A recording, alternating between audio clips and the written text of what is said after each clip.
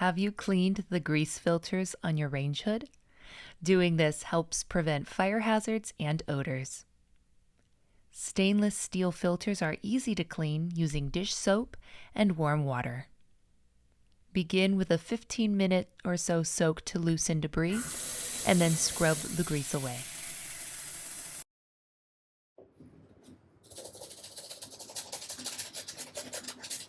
For stubborn grease, you'll need to apply more pressure. We recommend placing a towel down to prevent scratching the surface of your sink.